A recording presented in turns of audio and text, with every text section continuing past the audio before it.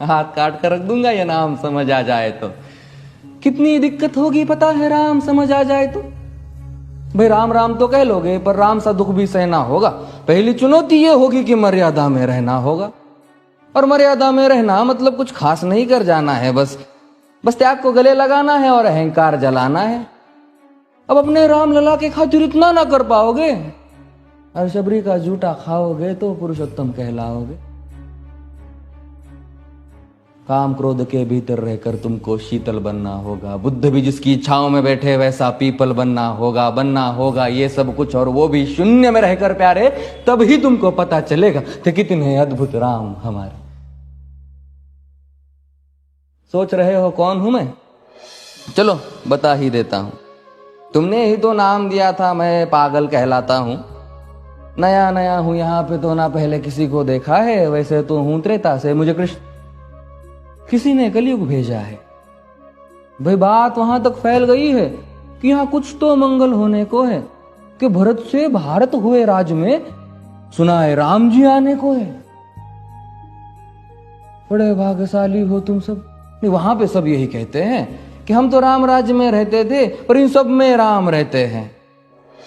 यानी तुम सब में राम का अंश छुपा है। नहीं मतलब वो तुम में आते हैं रहने।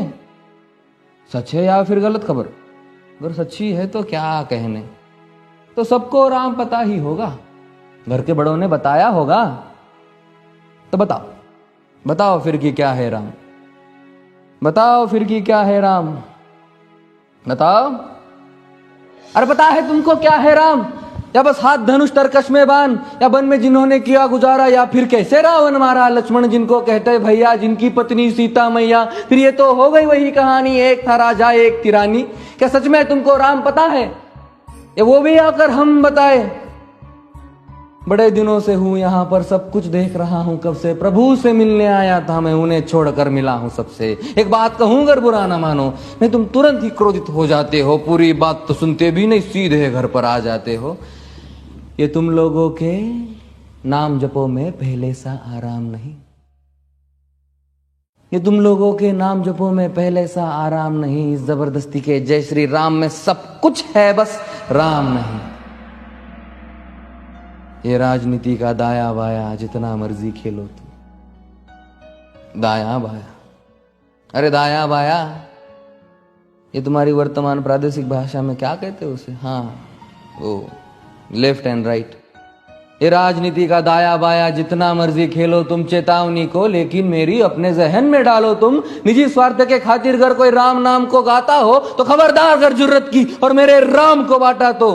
भारत भू का कवि हूं मैं, तभी निडर हो कहता हूं राम है मेरी हर रचना में। मैं बजरंग में रहता हूं, भारत की नींव है कविताएं और सत्य हमारी बातों में। तभी कलम हमारी तीखी और साहित्य हमारे हाथों में। तो सोच समझ कर राम कहो तुम। ये बस आतिश का नारा नहीं, जब तक राम हृदय में नहीं तुमने राम पुकारा नहीं। राम कृष्ण की प्रतिभा पर पहले भी खड़े सवाल हुए। ये लंका और ये कुरुक्षेत्र यूं ही नहीं थे लाल हुए। अरे प्रसन्न हंसना भी है और पल पल रोना भी है राम। सब कुछ पाना भी है और सब पाकर खोना भी है राम। ब्रह्मा जी के कुल से होकर जो जंगल में सोए हो, जो अपनी जीत का हर्ष छोड़ रावण की मौत पे रोए हो। शिव जी जिनकी सेवा खातिर मारुत रूप में आ जाए। शेष नाग खुद लक्ष्मण बनकर जिनके रक्षक हो जाए। और तुम लोभ क्रोध अहंकार छल कपट सीने से लगा कर सो जाओगे तो कैसे भक्त बनोगे उनके, कैसे राम समझ पाओगे? अघोर क्या है पता नहीं और शिव जी का वरदान चाहिए। ब्रह्मचर्य का इल्म नहीं, इन्हें भक्त स्वरूप हनुमान चाहिए। भगवा क्या है पता, लहराना सबको होता है पर भगवा क्या है वो जाने जो भगवा ओढ़ के सोता है। राम से मिलना, राम से मिलना, राम से मिलना है ना तुमको, निश्चित मंदिर जाना होगा पर उससे पहले भीतर जा संग अपने राम को लाना होगा। जय सिया राम। और हां, अवधपुरी का उत्सव है, कोई कसर नहीं, सब खूब मनाना। मेरे प्रभु है आने वाले, रथ को उनके खूब सजाना।